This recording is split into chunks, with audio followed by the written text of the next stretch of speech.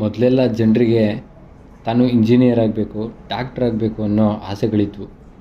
ಆದರೆ ಈಗ ನಮ್ಮ ಜನ್ರೇಷನ್ ಅವರಿಗೆಲ್ಲ ಯೂಟ್ಯೂಬರ್ ಆಗಬೇಕು ಅನ್ನೋ ಆಸೆಗಳು ಅಲ್ಲಲ್ಲಿ ಸಿಕ್ಕಾಪಟ್ಟೆ ಶುರು ಆಗ್ತಾಯಿದೆ. ಕೆಲವರಿಗೆ ಇದರಲ್ಲಿ ಲಕ್ಕಲ್ಲಿ ಸಕ್ಸಸ್ ಸಿಕ್ಬಿಡುತ್ತೆ, ಆದರೆ ಕೆಲವರಿಗೆ ಇದರಲ್ಲಿ ಸಕ್ಸಸ್ ಸಿಗೋಕ್ಕೆ ಸುಮಾರು ವರ್ಷಗಳೇ ಬೇಕಾಗುತ್ತೆ. ಈ ಪ್ರೊಸೆಸ್ಸಲ್ಲೇ ಈ ಯೂಟ್ಯೂಬ್ ಜರ್ನಿನ ಬಿಟ್ಟೋಗೋರೆ ತುಂಬ ಜಾಸ್ತಿ. ಆದರೆ ನಾನು ನಿರ್ಧಾರ ಮಾಡಿದ್ದೆ, ಇವತ್ತಲ್ಲ ನಾಳೆ ಗೆಲ್ಬೋದು ಅಂತ ಇದ್ದೆ.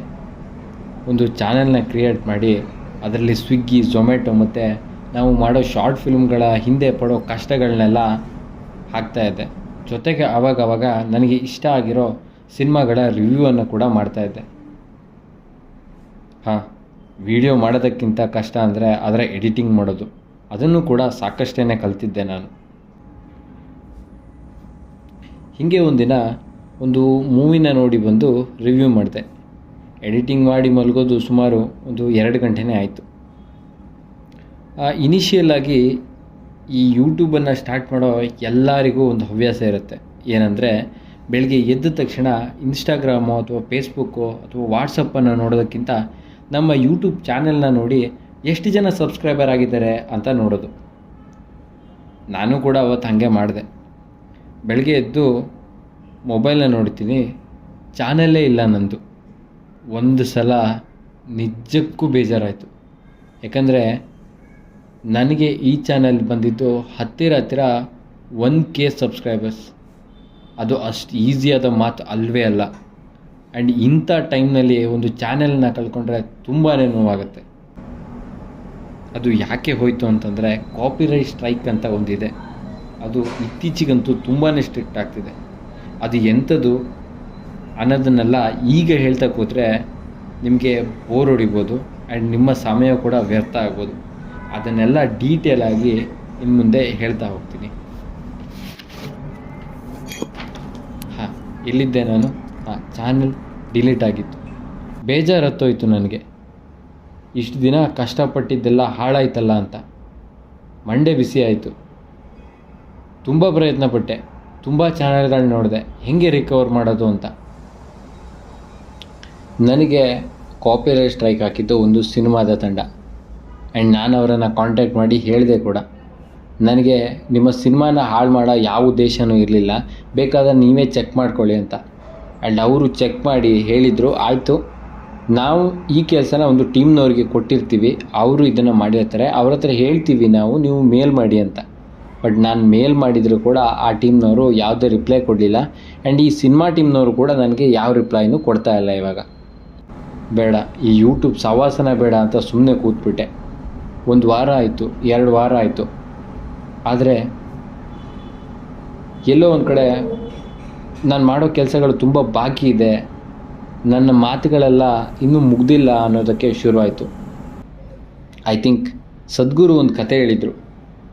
ಒಬ್ಬನಿಗೆ ನೆಮ್ಮದಿಯಾಗಿ ಬದುಕಬೇಕು ಅನ್ನೋ ಆಸೆ ಇರುತ್ತೆ. ಅದಕ್ಕೆ ಅವನೇನು ಮಾಡ್ತಾನೆ ಅಂತಂದರೆ ಊರನ್ನು ಬಿಟ್ಟು ಕಾಡಿಗೆ ಹೋಗ್ತಾನೆ. ಕಾಡಿಗೆ ಹೋಗಿ ತಪಸ್ ಮಾಡೋಕ್ಕೆ ಶುರು ಮಾಡ್ತಾನೆ. ಹೇಗೆ ಅಂದರೆ ಅವನಿಗೆ ಹಸಿವಾದ ತಕ್ಷಣ ಅಲ್ಲಿಯ ಹತ್ತಿರದಲ್ಲಿದ್ದ ಒಂದು ಹಳ್ಳಿಗೆ ಹೋಗಿ ಒಂದು ಹೋಟೆಲ್ನಲ್ಲಿ ಊಟ ಮಾಡಿ ಮತ್ತೆ ಬಂದು ತಪಸ್ ಮಾಡೋಕ್ಕೆ ಶುರು ಮಾಡ್ತಿದ್ದಂತೆ. ಹೀಗೆ ಮಾಡ್ತಾ ಇದ್ದಾಗ ಅವನು ತಪಸ್ ಮಾಡೋ ಸ್ವಲ್ಪ ದೂರ ಜಾಗದಲ್ಲೇ ಒಂದು ತೋಳ ಇರ್ತಿತ್ತಂತೆ. ಅದನ್ನು ಇವನು ನೋಡ್ತಿದ್ದ. ಆ್ಯಂಡ್ ಅದು ತೋಳ ಬಂದ ಸ್ವಲ್ಪ ಸಮಯಕ್ಕೆ ಅಲ್ಲಿ ಒಂದು ಹುಲಿ ಬರ್ತಿತ್ತಂತೆ.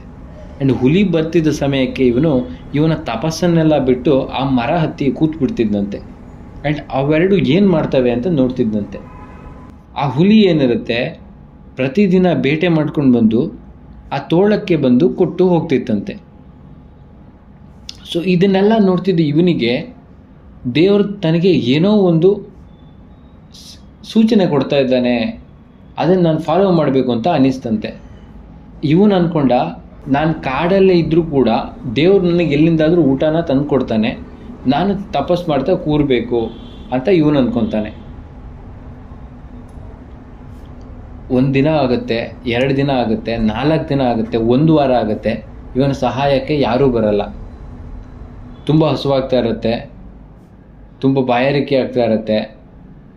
ದೇಹ ಒಣಗ್ತಾ ಇರುತ್ತೆ, ನಿಲ್ಲೋಕ್ಕಾಗ್ತಾ ಇರಲ್ಲ, ದೇಹದಲ್ಲಿ ಉಸಿರು ಮಾತ್ರ ಇರುತ್ತೆ. ಮತ್ತು ಇವನು ರೋದನೆ ಶುರುವಾಗುತ್ತೆ. ಸಾಯುವ ಸಮಯ ಬಂದಾಗ ಒಂದು ರೋದನೆ ಇರುತ್ತಲ್ಲ ಅದು. ಅಲ್ಲೇ ಹತ್ತಿರದಲ್ಲಿ ಒಬ್ಬ ಮುನಿ ಪಾಸ್ ಆಗ್ತಾ ಇರ್ತಾನಂತೆ. ಏನೋ ಸದ್ದು ಕೇಳಿಸುತ್ತಲ್ಲ ಅಂತ ಬಂದು ನೋಡಿದಾಗ ಇವನು ನೆಲದ ಮೇಲೆ ಬಿದ್ದು ಸಾಯುವ ಸ್ಥಿತಿಯಲ್ಲಿರ್ತಾನೆ. ಅವಾಗ ಕೇಳ್ತಾನೆ.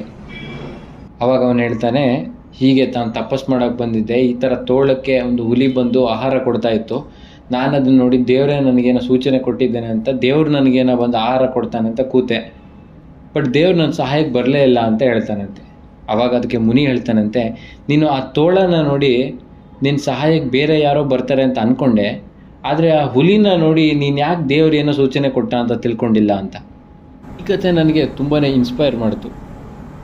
ನನ್ನ ಒಂದು ಯೂಟ್ಯೂಬ್ ಚಾನಲ್ ಬ್ಲಾಕ್ ಆದಾಗ ಅಂದ್ಕೊಂಡೆ ಆ ಟೈಮ್ನಲ್ಲಿ ಇನ್ಮೇಲೆ ಯೂಟ್ಯೂಬ್ ಸವಾಸ ಬೇಡ ಅಂತ.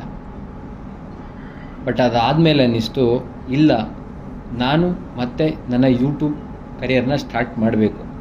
ನನ್ನ ಗುರಿ ಏನಿಟ್ಟಿದ್ದೆ ಅದನ್ನು ರೀಚ್ ಆಗಬೇಕು. ಹೌದು, ಇಲ್ಲಿ ನನಗೆ ಗೊತ್ತಿಲ್ಲೇ ಕೆಲವು ತಪ್ಪುಗಳನ್ನ ಮಾಡಿರ್ತೀವಿ. ಓಕೆ, ಇನ್ಮೇಲೆ ಅದನ್ನು ಸರಿಪಡಿಸ್ಕೊಳ್ಳೋ ಅಂಥ ಸಮಯ ಬರುತ್ತೆ. ಯಾಕಂದರೆ 1K ಇದ್ದಾಗಲೇ ನಾನು ಈ ತಪ್ಪುಗಳನ್ನ ಮಾಡಿದ್ದೆ. ಎಷ್ಟೋ ವಿಡಿಯೋಗಳನ್ನ ನೋಡಿದಾಗ ತಿಳಿತು ನನಗೆ, ತುಂಬ ಸಬ್ಸ್ಕ್ರೈಬರ್ಸ್ ಇರೋರು, ಅಂದರೆ 200-300K ಸಬ್ಸ್ಕ್ರೈಬರ್ ಇರೋರು ಕೂಡ ತಮ್ಮ ಚಾನಲನ್ನ ಕಳ್ಕೊಂಡಿದ್ದಾರೆ. ಆ್ಯಂಡ್ ಈಗ ನಾನೇನು ತಪ್ಪು ಮಾಡಿದೆ ಅದನ್ನು ಹೇಳ್ತೀನಿ ಇನ್ನು ಬರೋ ವಿಡಿಯೋಗಳಲ್ಲಿ. ಜೊತೆಗೆ ಏನು ಮಾಡಬಾರ್ದು ಅನ್ನೋದನ್ನು ಕೂಡ ಹೇಳ್ತೀನಿ. ನನ್ನ ಜರ್ನಿ ಎಲ್ಲಿ ನಿಂತಿತ್ತು ಅದೆಲ್ಲ ಜರ್ನಿಯನ್ನು ಇನ್ಮುಂದೆ ಈ ಚಾನೆಲ್ನ ಮೂಲಕ ಮತ್ತೆ ಸ್ಟಾರ್ಟ್ ಮಾಡ್ತೀನಿ. ನನ್ನ ಈ ಜರ್ನಿನ ನೀವು ನೋಡಬೇಕು ಅಂತಂದರೆ ಇನ್ಮೇಲೆ ನೀವು ನನ್ನ ಜೊತೆಯಾಗಿ. ಇಂತಿ ನಿಮ್ಮ ಸಿಂಗಲ್ ಸ್ಕ್ರೀನ್ ನವೀನ್.